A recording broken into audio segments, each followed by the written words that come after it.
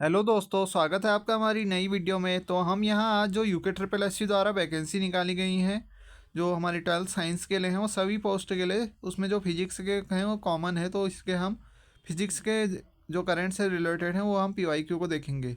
तो इससे पहले भी हमने काफ़ी पीवाईक्यू देख लिए, अगर आपने नहीं देखे हैं तो हमारे प्लेलिस्ट में जाके देख सकते हैं। तो इसमें जो क्वेश्चन है हमारा, श्रेणी परिपथ का एक उदाहरण है। श्रेणी परिपथ का मतलब हमारा सीरीज सर्किट, यानी सीरीज सर्किट का एग्जाम्पल कौन सा है ये बताना है हमें। तो जो हमारा सजावटी लाइटें होती हैं, या जिन्हें हम जो दीपावली में लगाते हैं लड़ियाँ, तो ये सब क्या है, सजावटी लाइटें, ये सीरीज में जोड़ी जाती हैं। जो घरेलू वायरिंग होती है हमारी, ये हमारी पैरेलल में जोड़ी जाती है। और ये पूछा भी जाता है कि घरेलू वायरिंग किस में जोड़ी जाती है, तो ये पैरेलल में जोड़ी जाती है। और भी हम डिटेल पढ़ते हैं इनके।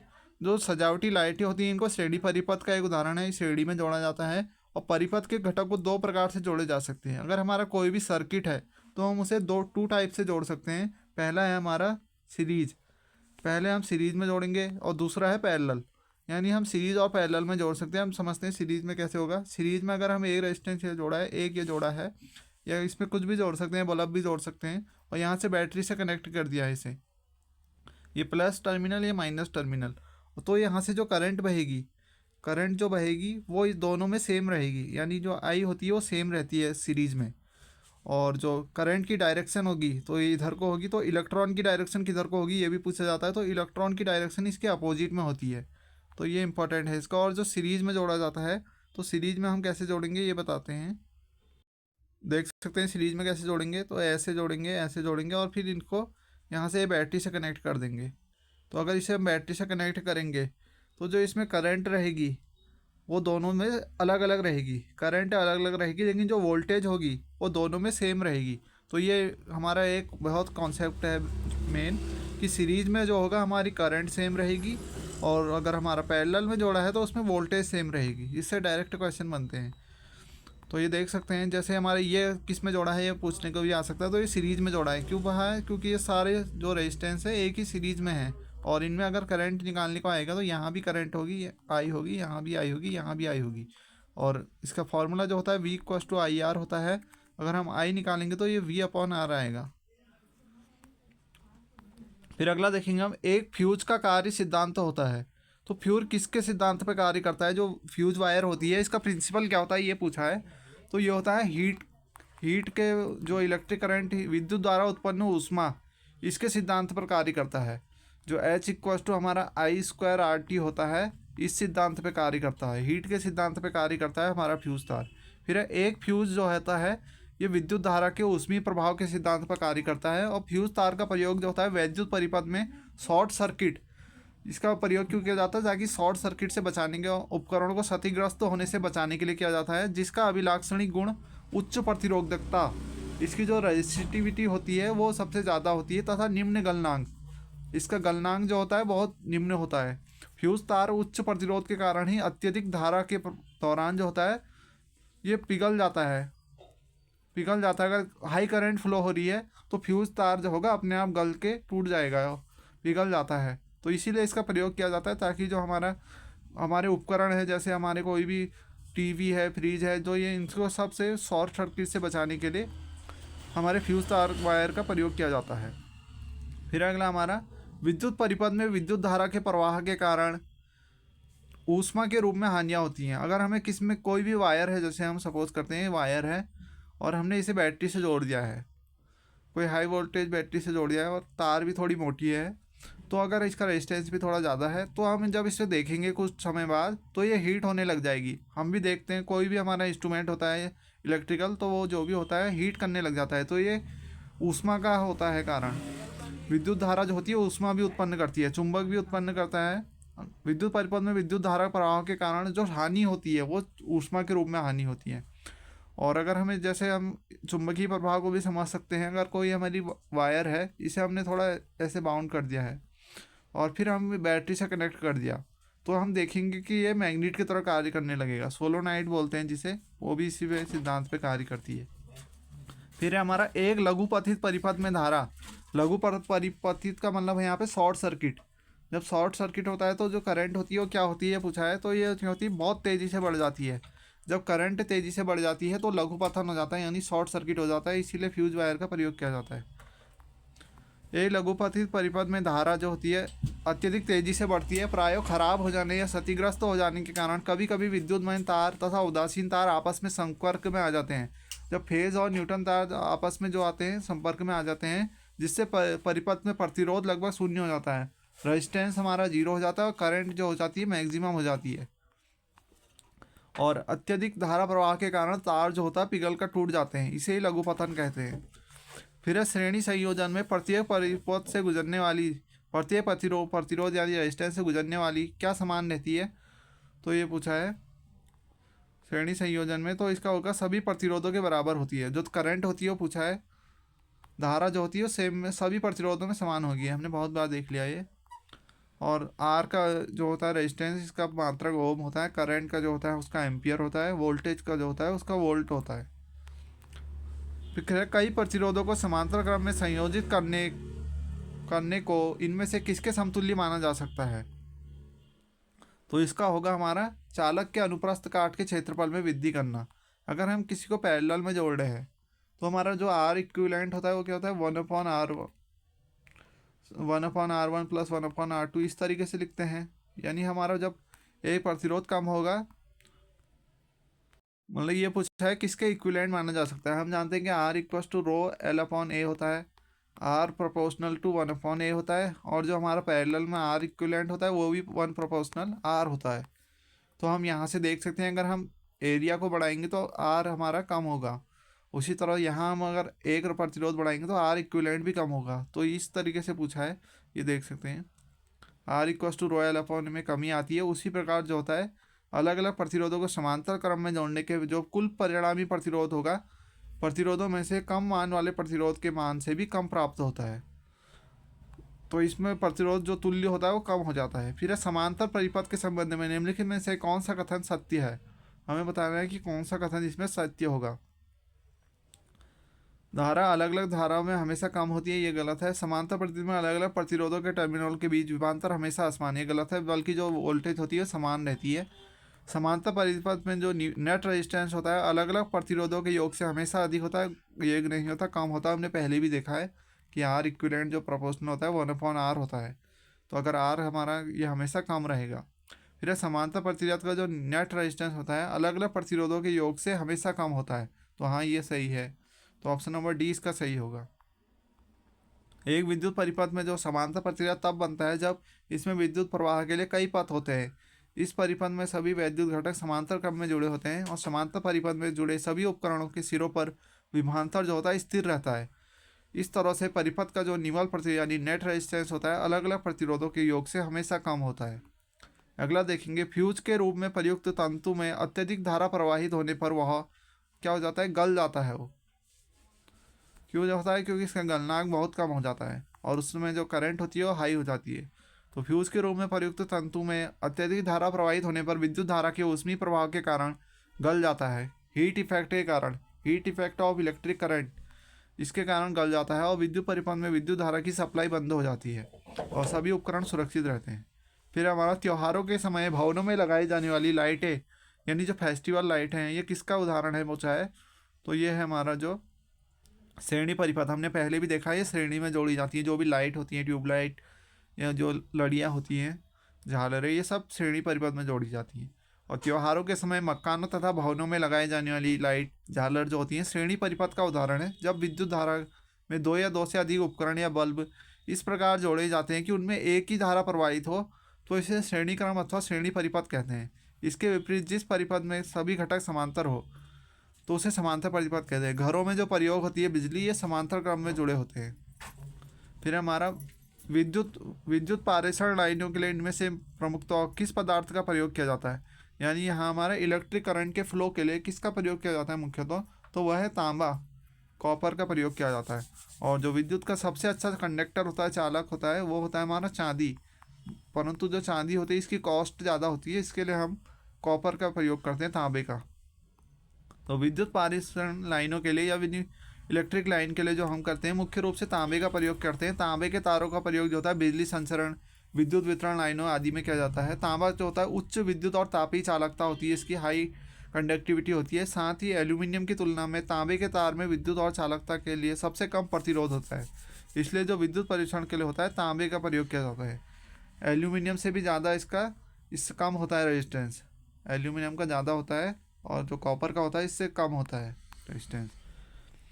फिर विद्युत परिपथ में की गति से विद्युत धारा बनती है। तो इलेक्ट्रॉन जब फ्लो करते हैं तो उसके अपोजिट डायरेक्शन में करंट फ्लो करती है। इसे समझ सकते हैं जैसे हमारा ये कोई मेटल है, यहाँ से हमने कोई बैटरी जोड़ दी है, तो जो इलेक्ट्रॉन होंगे उनकी डायरेक्शन इधर को होगी। इलेक्ट्रॉन पॉजिटिव साइड को आएंगे और जो करंट होगी वो इधर को आएगी। जब इलेक्ट्रॉन फ्लो होते हैं तभी हमारा करंट बहती है। विद्युत परिपथ में इलेक्ट्रॉन की गति से ही विद्युत धारा बहती है। इलेक्ट्रॉन की खोज की थी जे थॉमसन ने। विद्युत धारा की ऐसा ही मात्रा हमने पहले भी देखा है, एम्पियर होता है। किसी चालक तार में 1 एम्पियर विद्युत धारा प्रवाहित हो रही है तो इसका अर्थ है कि उस तार में प्रति सेकंड 6.25 इंटू 10⁻18 इलेक्ट्रॉन एक सिरे से प्रविष्ट होते हैं तथा इतने ही इलेक्ट्रॉन दूसरे सिरे से बाहर निकलते हैं। तो इलेक्ट्रॉन का नंबर भी पूछ सकते हैं, तो ये इंपॉर्टेंट हो जाता है। फिर हमारा विद्युत वाहक बल ई का मान होता है, या ई कहे या बी, तो इसका मान होता है हमारा W/Q। V=W/Q या W/IT भी कभी कभी लिख देते हैं इसे। Q=IT होता है हमारा। ये जूल, इसकी जो मात्रा होता है या तो होता है जूल कूलॉम इनवर्स या होता है वोल्ट, सीधे वोल्ट भी कह सकते हैं इसे। फिर हमारा किसी परिपथ में विद्युत प्रवाह किसके द्वारा संभव होता है, तो वो इलेक्ट्रॉन की गति, इलेक्ट्रॉन के मोशन के कारण होता है। फ्री इलेक्ट्रॉन जिसमें होते हैं उसी में धारा बह सकती है। फिर हमारा आरेख क्या प्रदर्शित करता है, तो ये हमारा रैंडम मोशन ऑफ इलेक्ट्रॉन को फ्लो प्रदर्शित करता है। खुले परिपथ में इलेक्ट्रॉनों की यादृच्छिक गति, वो देख सकते हैं ये हमारे इलेक्ट्रॉनों की यादृच्छिक मतलब रैंडम मोशन को कर रहा है। कोई इलेक्ट्रॉन इधर को, कोई इलेक्ट्रॉन, इसमें फ्री इलेक्ट्रॉन है। करंट फ्लो उसी में होता है जिसमें फ्री इलेक्ट्रॉन हो। फिर हमारा वोल्टेज को स्थिर रखते हुए यदि अधिक लैंपों को एक श्रेणी परिपथ यानी सीरीज सर्किट में जोड़ा जाता है तो परिपथ में कुल धारा क्या होगी, तो कुल धारा जो होती है हमारी घट जाती है। वोल्टेज हमारी कांस्टेंट है, तो यदि लैंपों को एक श्रेणी में जोड़ा जाता है तो परिपथ की कुल धारा घट जाती है। अगर वोल्टेज को स्थिर रखते हुए अधिक लैंपों को एक श्रेणी परिपथ में जोड़ा जाए तो परिपथ की कुल धारा घट जाती है। फिर हमारा इलेक्ट्रिकल वायर हेतु अंतर्राष्ट्रीय रंग कोड के अनुसार निम्नलिखित में से कौन सा विकल्प न्यूट्रल वायर को दर्शाता है। जो न्यूट्रल वायर है वो हमारी ऑप्शन नंबर इसमें देखेंगे सी। नीले या काले से दिखाते हैं इसे। न्यूट्रल को हम या तो नीले से दिखाएंगे या काले से, मुख्यतः काले से भी दिखाते हैं इसे, लेकिन जो हमारा स्टैंडर्ड है उसको हम नीला भी बोल सकते हैं, नीला काला। और विद्युन्मय तार यानी जो फेस होता है उसे लाल से दिखाएंगे, फेस को हम रेड से दिखाएंगे, और हरी तार को भू तार से। ये जो स्केलर का एग्ज़ाम हुआ था उसमें भी ये पूछा गया था। फिर अगला देखेंगे हम, जब एक परिपथ में कई प्रतिरोध जो होते हैं श्रृंखला में जुड़े हुए हैं तो करंट का मान क्या होगा, तो एक ही रहता है, यानी श्रेणी क्रम में जोड़ा है पूछा है तो उसमें जो आई होगा वो सेम रहता है। और पैरेलल में जो धारा का मान होता है भिन्न होता है, ये भी पूछते हैं। और विभवांतर समान होता है। फिर है विद्युत धारा का एक सतत और बंद मार्ग क्या कहलाता है, तो यानी क्लोज जो है हमारा सतत कॉन्टिन्यूशनल एंड क्लोज मार्ग क्या कहलाता है तो पूछा है, तो ये हमारा एक विद्युत परिपथ कहलाता है, इलेक्ट्रिक सर्किट कहलाता है। ऐसी वायर जो घरों में बिजली संचालित करते हैं उसमें किसकी कोटिंग हो रही है, तो ये हमारी पीवीसी की कोटिंग होती है, पॉलीविनाइल क्लोराइड। तो ऑप्शन नंबर 1 सही होगा हमारा। तो पॉलीविनाइल क्लोराइड एक अक्रिस्टलीय ताप सुगठित कठोर पदार्थ जिस पर ऊष्मा तथा रासायनिक पदार्थों का प्रभाव नहीं पड़ता, और इसका प्रयोग घरों में बिजली के वायर, पाइप, केबल, इंसुलेशन, फर्श और बिछाने वाली चादर आदि में किया जाता है। फिर विद्युत परिपथ में बैटरी का उपयोग क्यों किया जाता है, विभवांतर उत्पन्न करने के लिए। करंट तभी फ्लो होगी जब, जैसे हम पानी का उदाहरण समझ लेते हैं, ये अगर हाई है, एक बड़ी टंकी है, तो उसमें से पानी तभी फ्लो होगा जब उसमें डिफरेंस होगा, पोटेंशियल डिफरेंस होगा, या यहाँ पे प्रेशर डिफरेंस होगा। हाई प्रेशर से लो प्रेशर जाती है, उसी तरह करंट भी जो होती है हाई वोल्टेज से लो वोल्टेज को जाती है। तो विभवांतर जब उत्पन्न होगा तभी करंट फ्लो होती है, और इसे विद्युत वाहक बल उत्पन्न करती है। आदर्श विद्युत परिपथ दो बिंदुओं के बीच विभवांतर द्वारा उत्पन्न करती है। इस प्रकार विद्युत बैटरी जो होती है विद्युत ऊर्जा का स्रोत है जो किसी परिपथ में आवेश की प्रवाह के लिए आवश्यक ऊर्जा प्रदान करता है। फिर इनमें से कौन सा परिपथ एक क्रियाशील घटक है, तो वह है हमारा ट्रांजिस्टर। ट्रांजिस्टर का प्रयोग जो होता है एम्पलीफायर में भी किया जाता है। ये काफ़ी एक पीएन जंक्शन, हमारा पीएन जंक्शन से संबंधित है। इसमें क्या होता है, PNP होता है एक ट्रायोड बोल सकते हैं इसे, PNP होता है, एक होता है हमारा NPN। जो मुख्यतः होता है वो NPN यूज़ किया जाता है ट्रांजिस्टर। वे अवयव जो अनंत समय तक ऊर्जा प्रदान करते हैं सक्रिय अवयव कहलाते हैं, जैसे वोल्टा स्रोत, धारा स्रोत, रजिस्टर आदि। फिर हमारा AC परिपथ में आमतौर पर निम्नलिखित में से किसके कारण शक्ति हानि होती है? तो वो होता है केवल प्रतिरोध। अगर हमारा AC सर्किट है तो उसमें जो हानि होगी यानी लॉस होगा जो, वो केवल रेजिस्टेंस के कारण ही होगा। फिर अगला, AC परिपथ में पावर हानि केवल प्रतिरोध में होता है। प्रतिरोध में पावर हानि जो होता है P=I²R होता है हमारा। प्रतिरोध का मान जितना सर्वाधिक होता है पावर हानि उतनी ज़्यादा होती है। तो ताप के माध्यम से ऊर्जा हानि होती है, हीट भी इसी के प्रोपोर्शनल होती है, I²RT। फिर है सर्किट में श्रृंखला में प्रतिरोध जुड़े हैं और सर्किट में जो होता है माध्यम में धारा का मान क्या होगा, एक ही रहता है, हमने पहले भी देखा है। सीरीज में जोड़े हैं तो करंट सेम रहेगा। फिर निम्नलिखित में से कौन सा गलत है? हमें ये पावर का फॉर्मूला दिया है और कौन सा गलत है बताना है। हम जानते हैं P होता है VI, तो ये तो हमारा सही हो जाएगा। V की जगह IR रख देंगे तो ये हो जाएगा I²R। Y²R वाला भी सही हो जाएगा। तो हमारे ये V और जो हो गए A तो सही हो गए, और जो P=V²R होता है ये भी सही होता है। तीन सही है हमारे। P=I²R नहीं होता है। देख लेते हैं कैसे होता है। P=VI होता है, V वोल्टेज, I विद्युत धारा, P शक्ति। अगर हम IR रख देंगे तो I²R हो जाएगा, देख लिया था हमने। और फिर हम अगर I को V/R रख देंगे यहाँ तो ये हो जाएगा हमारा V/V/R। तो P=V²R भी एक फार्मूला होता है। तो शक्ति के जो फॉर्मूले हैं तीन, ये बहुत इंपॉर्टेंट है, इनसे डायरेक्ट क्वेश्चन बनते हैं। इसको छोड़ के P=VI, P=I²R और P=V²R। फिर अगला देखेंगे, किसी धारा में जो विद्युत का प्रवाह होता है किसके कारण होता है? तो ये इलेक्ट्रॉन के कारण होता है, हमने पहले भी देखा है। किसी धारा में जो विद्युत का प्रवाह होता है इलेक्ट्रॉन के कारण होता है। मुक्त इलेक्ट्रॉन के कारण ही आवेश चालक के एक सिरे से दूसरे सिरे पर पहुंचता है। वैद्युत अपघट्य में धारा का प्रवाह आयन के कारण होता है, यानी जो इलेक्ट्रोलाइट होता है हमारा, उसमें क्या आयन के कारण होता है। इलेक्ट्रॉन पर जो आवेश होता है 1.6 × 10⁻⁻19 कूलॉम माइनस में। फिर है प्रतिरोध का मात्रक। तो प्रतिरोध का मात्रक हमारा ओम होता है। इसकी खोज जॉर्ज ओम साइमन ओम ने की थी। ओम का नियम भी बताया था, V=RI या V=IR। फिर हमारा लंबी संचारण लाइनों में वोल्टेज किस में नापी जाती है? तो उसमें किलोवाट में नापी जाती है, किलोवाट में नापी जाती है जब हाई वोल्टेज होगी तो। और लंबी संचारण लाइनों में वोल्टेज किलोवाट में नापी जाती है, किलोवोल्ट होगा। और एकांक आवेश को अनंत से किसी बिंदु तक लाने में किया गया कार्य, उस बिंदु का विभव कहलाता है पोटेंशियल। और इसके डिफरेंस को ही पोटेंशियल डिफरेंस कहते हैं, यानी वोल्टेज। और इसका मात्रक जो होता है हमारा जूल पर कूलॉम होता है। फिर है सही संबंध बताइए। तो जो हमारा धारिता होता है ये आवेश अपॉन विभव होता है। C= जो होता है हमारा, अगर हमें धारिता निकालनी होगी C=Q/V होता है। तो ये ऑप्शन नंबर A सही होगा। किसी चालक में दिए गए आवेश तथा उसके कारण चालक में विभव होने वाली वृद्धि के अनुपात को चालक की वैद्युत धारिता कहते हैं। यदि Q आवेश किसी चालक में विभव V वोल्ट की वृद्धि करता है तो चालक की धारिता जो होती है C=Q/V। फिर हमारा की चालकता जो होती है अधिक, जो आयंस होते हैं जो, उनकी चालकता सबसे ज़्यादा होती है, अधिकतम होती है। इलेक्ट्रॉन पर जो आवेश होता है ये देख लिया था हमने। मुक्त इलेक्ट्रॉन के कारण ही आवेश एक सिरे से दूसरे सिरे तक पहुंचता है। फिर हमारा संधारित्र कार्य करता है, तो AC और DC दोनों में कार्य करता है। हमारा जो कैपेसिटर होता है वो AC और DC दोनों में कार्य करता है। संधारित्र एक ऐसी व्यवस्था है जिसके द्वारा आवेश की उपयुक्त मात्रा को एकत्रित किया जाता है, यानी आवेश को हम स्टोर कर सकते हैं। चार्ज को स्टोर करने की जो है यह DC को रोकता है तथा AC को प्रवाहित करता है। और जो इसमें फ्लो होता है वो AC होता है, DC को रोकता है।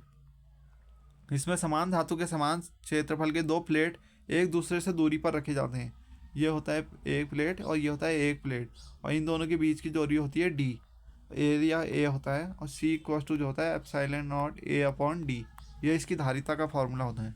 फिर हमारा 1.5 ओम के प्रतिरोध वाले परिपथ में 150 वोल्ट लगाया जाता है, तो प्रतिरोध द्वारा शक्ति क्या होगी? यानी हमें यहाँ V दिया है, R दिया है।